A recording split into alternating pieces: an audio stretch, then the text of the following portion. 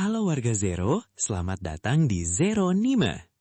Kali ini aku mau bahas light novel Genjitsu Shugi Yushani, lanjutan dari animenya. Di chapter 0 dari volume 5 Realist Hero ini, Souma lagi-lagi bikin kebijakan tak terduga yang sukses bikin otak satu negara nge-lag berjamaah. Tanpa perlu basa-basi ngingetin masa lalu, mari kita langsung masuk ke gebrakan terbaru dari sang pahlawan realis kita. Tapi sebelum kita bongkar isi kepala Souma, pastikan kalian udah klik tombol subscribe dan nyalain lonceng notifikasinya ya. Buat kalian yang mau traktir admin kopi, link donasi udah admin siapin di deskripsi. Sekarang ambil cemilan kalian, cari posisi paling PW, dan let's go, kita gas ceritanya. Tanggal 1, bulan 1. Ini adalah momen bersejarah. Tahun baru pertama sejak kerajaan Elfrieden dan Amidonia gabung jadi satu nama baru, Kerajaan Fridonia. Di alun-alun ibu kota Parnam sampai kota Van, rakyat pada ngumpul berdesakan di depan layar siaran suara Permata. Mereka penasaran banget nih. Biasanya kalau Souma udah live streaming, pasti ada aja gebrakan aneh, entah itu audisi pencarian bakat atau acara masak-masak bahan aneh. Di layar, Souma muncul diapit oleh dua waifu cantiknya, Putri Lisya dan Roroa yang senyumnya manis banget. Nah, buat warga mantan kerajaan Amidonia, momen ini tuh bikin tegang parah. Ingatan mereka soal raja lama mereka, Gaius, masih nempel. Dulu, tiap tahun baru, Gaius pasti teriak-teriak ngajak perang dan balas dendam. Giliran Souma yang ngomong, dengan senyum santainya dia malah bilang, tujuan negara kita tahun ini adalah bikin negara yang lebih baik. Hah? Krik-krik. Seluruh penonton seketika cengok. Sumpah, itu terdengar kelewat santai dan abstrak banget buat sekelas pidato raja.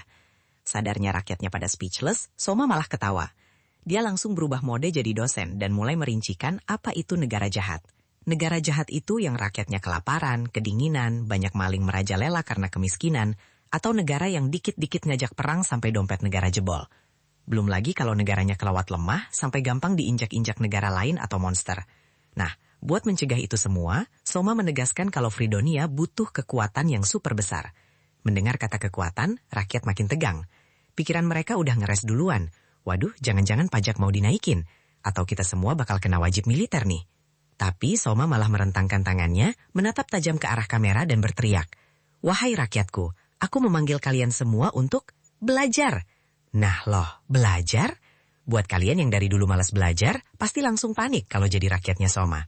Jangan ikut-ikutan males ya, mending pencet dulu tombol subscribe-nya di bawah biar makin pinter bareng Zero Nime. Singkat cerita, Souma mulai ngejelasin logikanya. Kalau ada dua orang bertarung pakai pedang yang sama bagusnya, siapa yang menang? Bukan yang paling hoki, tapi yang paling paham soal pedang, alias si pembuat pedang itu sendiri. Pengetahuan itu senjata yang berlaku di semua bidang. Petani yang ngerti tanah, hasil panennya pasti lebih enak. Koki yang paham bahan, masakannya pasti lebih lezat. Maka dari itu, Souma mengeluarkan kebijakan gila. Dia mewajibkan seluruh orang dewasa di negara itu untuk bisa membaca, menulis, dan berhitung. Lisya lalu maju bawa papan bertuliskan huruf kanji, menulis. Souma mengumumkan kalau kerajaan udah ngebangun fasilitas pendidikan dan sekolah malam gratis buat para pekerja. Gak ada lagi alasan gak punya uang buat sekolah. Gak berhenti sampai di situ, Roroa ngebuka peta benua. Souma ngerosting fakta kalau penduduk di dunia ini tuh naif banget. Mereka ngerasa udah tahu segalanya soal sihir dan domain Raja Iblis, padahal aslinya nol besar. Souma ngajak rakyatnya buat terus bersikap kritis, jangan gampang kemakan mitos, dan berani mencari kebenaran sendiri. Begitu kamera siaran dimatikan, Souma langsung tepar. Ambruk di tempat saking groginya jadi public speaker. Lisya dan Roroa senyum-senyum maklum sambil ngasih dia minum. Souma sadar banget kalau nyuruh orang yang udah capek kerja buat belajar itu susahnya minta ampun. Ceramah doang gak bakal mempan. Di tengah obrolan itu, tiba-tiba terdengar suara ketukan pintu. Juna dan Aisyah masuk bawa sebuah kotak kayu super besar yang isinya bunyi keras. Roroa yang kepo langsung nanya itu apaan.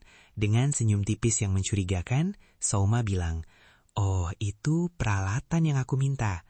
Melihat raut wajah Souma, Lisya, Roroa, Juna dan Aisyah langsung kompak memasang wajah menyeringai dengan keringat.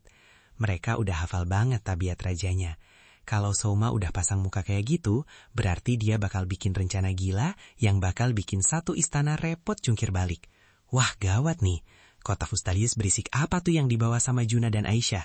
Peralatan macam apa yang disiapin Souma buat maksa rakyatnya belajar tanpa ngerasa bosan? Apakah dia bakal bikin sistem gacha SSR buat ujian kelulusan?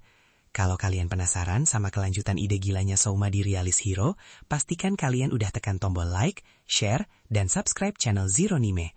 Jangan lupa juga cek link donasi di deskripsi kalau kalian merasa terhibur dengan storytelling hari ini. Sampai jumpa di kelanjutan recap berikutnya.